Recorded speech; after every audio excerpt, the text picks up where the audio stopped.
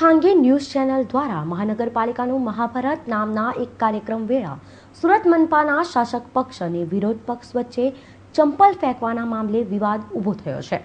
ત્યારે આ મામલે પુણા પોલીસ મથકે ફરિયાદ પણ દર્જ થવા પામી છે। તાજેતરમાં જ સુરત શહેરના પુણા વિસ્તારમાં આવેલ વોર્ડ નંબર 19માં કોર્પોરેટરો અને શાસકો વચ્ચે મહાનગરપાલિકાનું મહાભારત વિષય પર પ્રશ્નોત્તરીનું આયોજન કરવામાં આવ્યું હતું।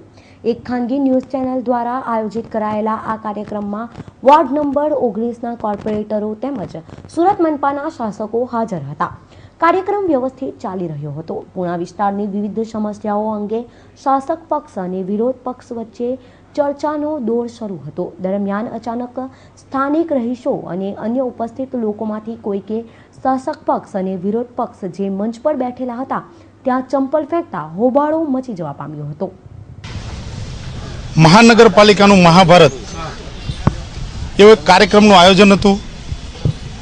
એમાં વોર્ડ નંબર 19ના કોર્પોરેટર એટલે કે શાસક પક્ષ અને સામે અમે લોકો વિરોધ પક્ષ અને આમ જનતા એના દ્વારા આ છેલ્લા 4 વર્ષ અને એ પહેલાના 3 વર્ષ એટલે કે 7 વર્ષ આ 19 નંબર વોર્ડ એટલે કે પુણાનો સમાવેશ થયો। એ 7 વર્ષની અંદર મહાનગરપાલિકા દ્વારા અને અમારા વિસ્તારના કોર્પોરેટરશ્રીઓ દ્વારા કયા કયા લોકો ઉપયોગી કામ કરવામાં આવ્યા એનો પ્રશ્નોત્તરીનો એક કાર્યક્રમ ચાલતો હતો।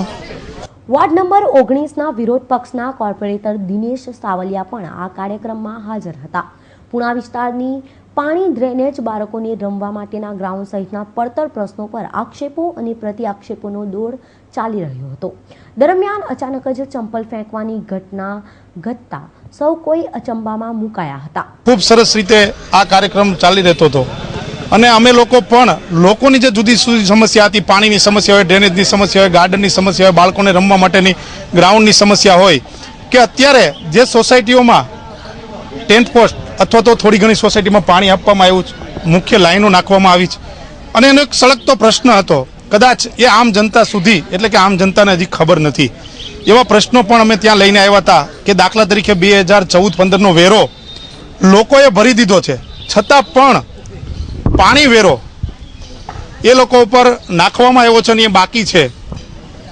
એવા જુદા જુદા પ્રશ્નો હતા અને શાસક પક્ષ દ્વારા વિરોધ પક્ષના કોર્પોરેટર દિનેશ સાવલિયા પર આક્ષેપ કરવામાં આવ્યો હોવાનું દિનેશ સાવલિયા જણાવી રહ્યા છે।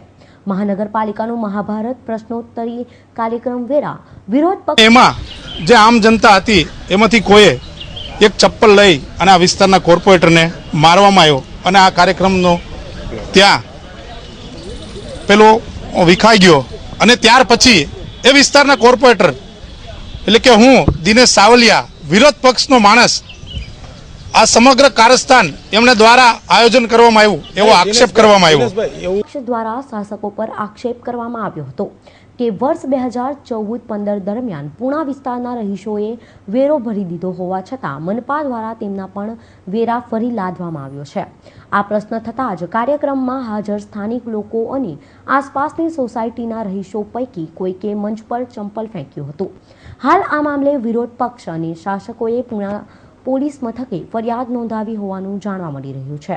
પર આ બહેનો ત્યાં ડાયરેક્ટ મને આવો મારી સાથે ખુદની સાથે આક્ષેપ કરવા માંડ્યો કે આ તમારા લોકોનું ષડયંત્ર હતું અને આ તમારા દ્વારા આયોજન હતું। આમાં ચપ્પલ મારનાર કોણ હતું? ચપ્પલ મારનાર એ કોઈ આજુબાજુનો સોસાયટીનો રહેવાસી હતો। અને મારવાનું કારણ શું?